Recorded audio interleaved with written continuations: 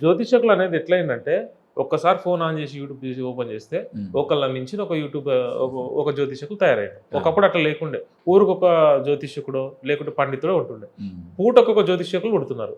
వీళ్ళ సరైన జ్యోతిషకులు అని మనం గుర్తించి మనకున్నటువంటి సమస్యకి ఏదో మార్గం చూపుతారని ఎలా గుర్తించాలి సార్? దీనికి మీరు ఏం చెప్తారు? మీరు ఒకటి, ఎవరి తలరాతని ఎవరు మార్చలేరు, ఫస్ట్ అది తెలుసుకోవాలి. వ్యూయర్స్ చూసేవాళ్ళు ఫస్ట్ అది తెలుసుకోవాలి.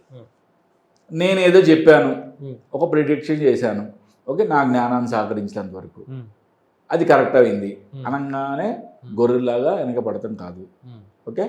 లేకపోతే ఇంకొక ఆస్ట్రాలజర్ ఏదో చెప్పాడు, ఓకే, ఆయన ఏదో చెప్పగానే ఏదో జరిగింది, 100 తప్పైనా సరే, ఓకే, 101 జరిగింది, ఆ రోజు నుంచి ఆయన అమ్మడి పడతాం కాదు. ఏం చెప్పాను నేను చాలా క్లియర్గా, జ్యోతిష్యంలో ఖచ్చితత్వం ఉంటుంది, గ్యారంటీ ఇది, ఓకే. జ్యోతిష్యంలో ఇది జరుగుద్ది అని చెప్పేవాడు నిజమైన జ్యోతిష్కుడు, ఓకే. చెప్పలేదు అంటే ఆయన చెప్పింది జరగలేదు, ఆయన జ్యోతిష్కుడే కాదు, ఓకే. ఆయన జ్యోతిష్కుడే కాదు. అటువంటి వాళ్ళ వీడియోలు చూడాల్సిన అవసరం లేదు, అటువంటి వాళ్ళని ఫాలో అవ్వాల్సిన అవసరం లేదు. మరి ఇటువంటిది జరుగుద్ది అని చెప్పగలిగిన ఆయన మీ జీవితాన్ని ఏమైనా మార్చగలడా? No, okay. ఎన్నో రకాల పద్ధతులు జ్యోతిష్యంలో ఉండగా కేఎస్ కృష్ణమూర్తి గారు మళ్ళీ కేపీ సిస్టమ్ అని ఒకటి ఆయన రాశాడు. రాసిన ఆయన ఏం చెప్పాడు, ఆయన పరిహారాల గురించి చెప్పండి స్వామి అంటే, పరిహారాలకి స్థానం లేదన్నాడు జ్యోతిష్య శాస్త్రంలో.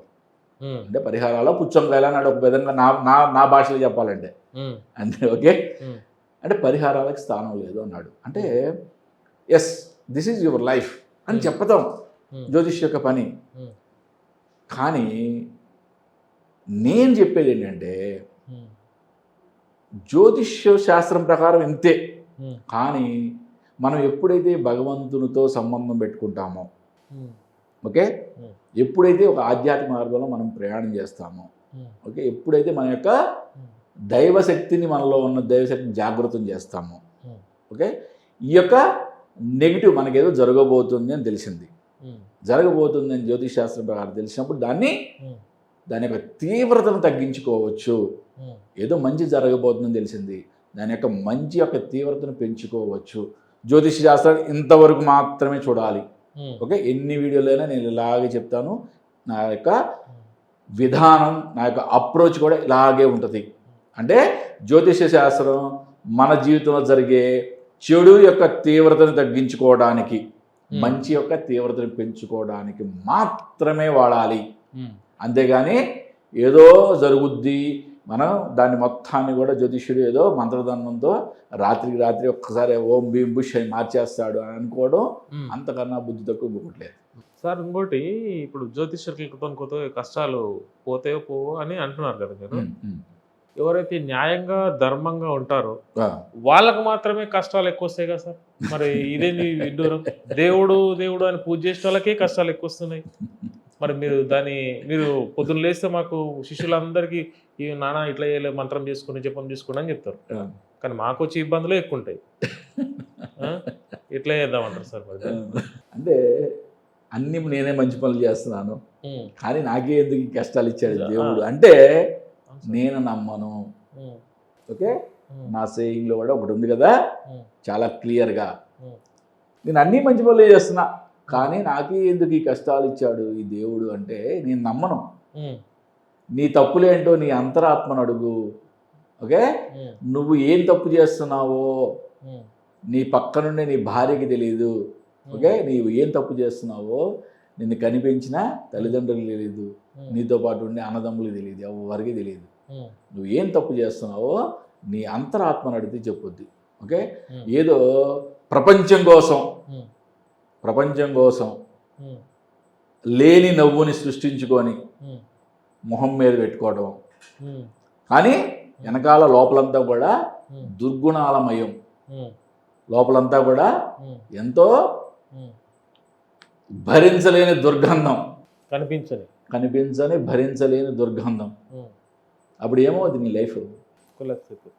100%. అంటే ఆధ్యాత్మిక ప్రయాణంలో ఉండే వాళ్ళ యొక్క చాలామంది అంటే ఎక్కువగా పూజలు చేసేవాళ్ళు అనుకుందాం, ఓకే.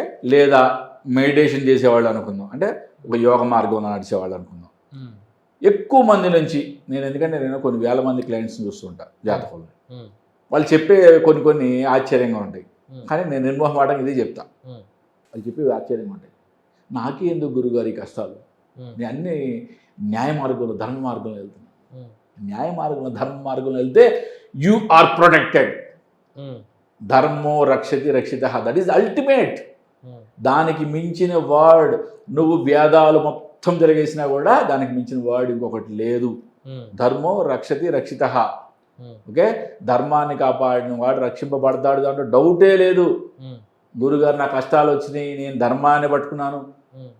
నీకు మధ్యలో ఏమైనా టెస్టింగ్ పీరియడ్ వస్తే రావచ్చు, కానీ అల్టిమేట్గా విజయం నీదే.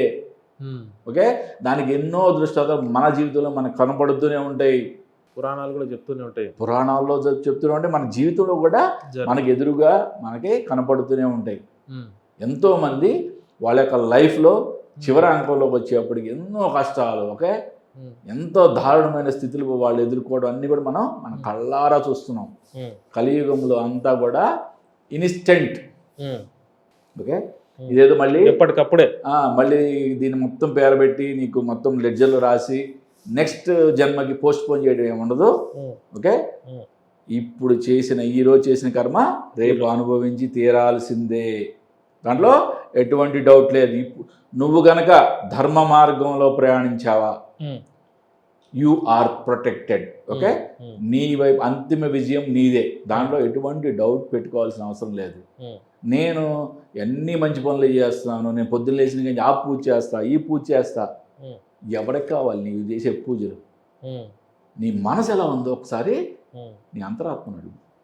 నీ మనసులో ఎటువంటి భావన ఉందో నీ అంతరాత్మను అడుగు, అంతరాత్మ చెప్పుద్ది. అంతరాత్మ that is the ultimate judge. నేను జడ్జ్ చేసేది ఎవరు లేరు, బయట వాళ్ళు ఎవరు లేరు. ఒక్కసారి లోపల చూసుకో, లోపల చూసుకున్న తర్వాత ఎస్ నేనే గ్రేట్ అన్నావా, 100% నువ్వు సక్సెసే. నువ్వు ఇంకప్పుడు అన్సక్సెస్ అంటే నేను నమ్మను. అన్సక్సెస్ అనేది ఉండదు. ఓకే, ఎప్పుడైతే నువ్వు నీ యొక్క అంతరాత్మలో ఒకసారి తొంగి చూసుకున్నప్పుడు నీ మనసు చివుకు మందం, ఎక్కడో ఒక చోట కొట్టదు.